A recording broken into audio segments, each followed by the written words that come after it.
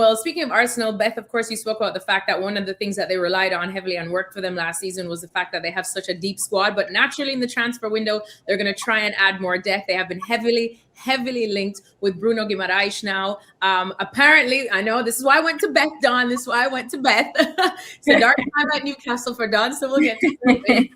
But of course, we're hearing it's an £80 million deal that's going to be on the cards. He's set for a medical. I was thinking it's going to take a miracle for him to He's set for a medical now, so it all but looks officially confirmed. But £80 million now. Of course, you've been tracking other transfers and potential transfers, as we were talking about with Barcola to Liverpool.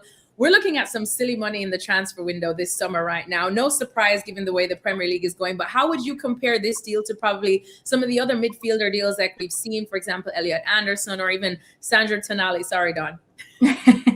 Yeah, I mean, I think in the current market, it's a bargain, really, isn't it? I suppose he's obviously a little bit older, certainly, than Elliot Anderson. And that's, maybe why the price has been adjusted slightly.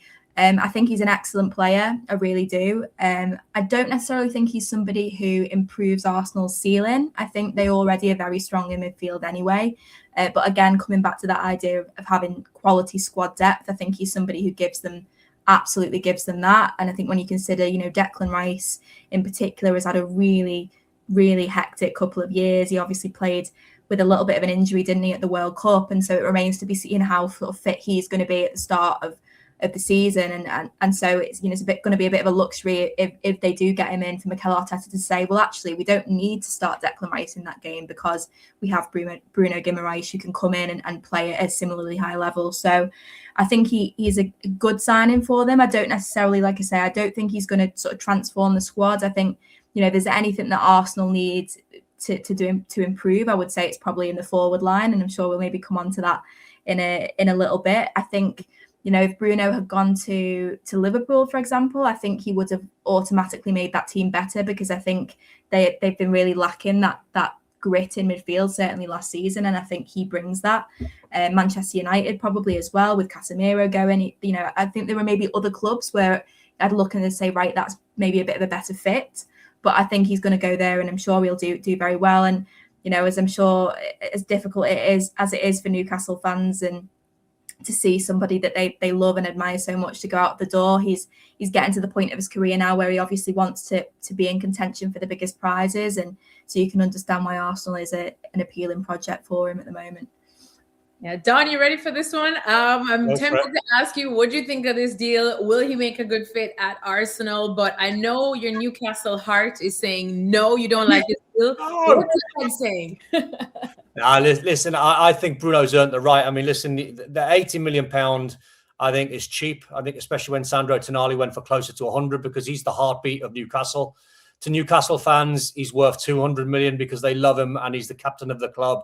And the way he plays, the way he wears his heart on the sleeve, and he's just one of these guys. He says what he thinks, but you can tell that he loves Newcastle. It's like you can't begrudge him the move, because everyone around him, the squad's getting dismantled left, right, and centre.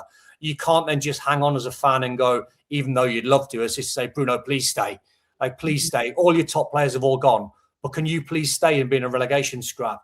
He don't deserve that. So Bruno's saying now, he's been very quiet.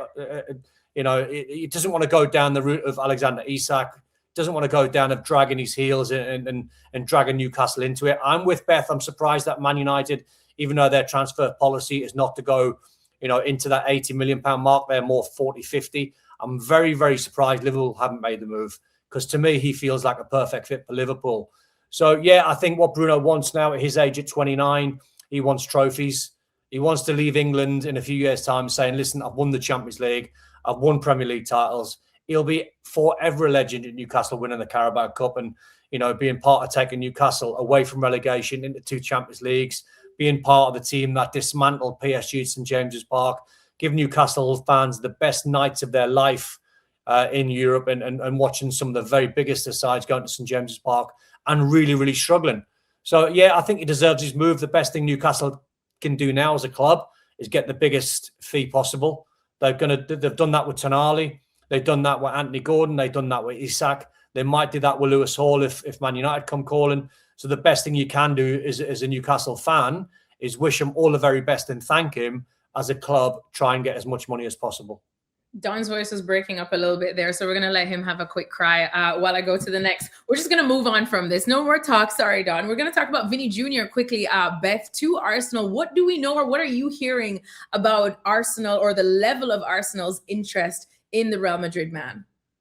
Yeah, well, it's an interesting one, isn't it? I think that there've been sort of conflicting reports over the last couple of days, and I think it depends, which angle you want to look at it from. I think there's maybe some people who feel like he's using it as a little bit of a bargaining chip to try and get a better deal at Real Madrid, and there's other people who feel like he's genuinely really open to this move. And again, they're the Premier League champions, Arsenal, so it's a chance to go in, and I suppose he'll be thinking. Whereas, as I say, with Bruno, I don't necessarily think he fills an obvious void for Arsenal. I think Vinny Jr. does, if he is to come in. I think they are lacking a little bit that star power in the forward line, particularly because Saka has been in and out over the last couple of seasons with injury. So he comes in automatically and is the main man.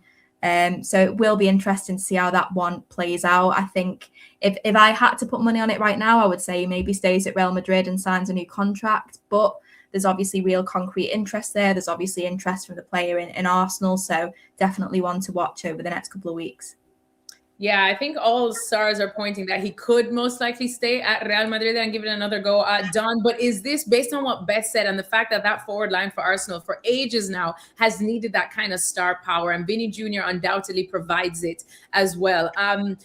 So do you think this is one Arsenal should just pursue with everything? Do you know what? Even if they don't get him, it's still a good look for Arsenal. It's still a very good look for the football club that you're trying to buy Vinny Jr. and a Real Madrid Galactico. Even if they don't get him, it's like, well, we were in the market for that type of player. It's still a win-win for Arsenal. So if they got Vinny Jr., I think it changes everything. It puts Arsenal into the bracket of we can sign the best players in the world. If we get Vinny Jr., we can go to PSG and we can buy their best players as well. So I think I'm with Beth. I think I've seen this movie before. I think he uses everyone else as a bargaining tool and he signs that new contract at Real Madrid. But great look for Arsenal being in for him.